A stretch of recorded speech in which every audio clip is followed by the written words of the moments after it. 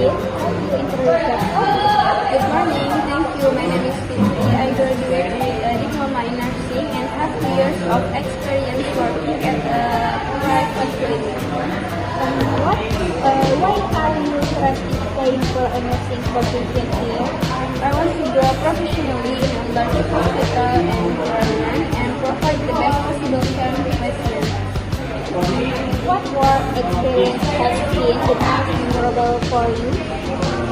When I care for an elderly patient in critical condition and help support their recovery until they become stable. How do you handle difficult or emotional patients? I stay calm, listen to their concern with empathy, and explain things patiently.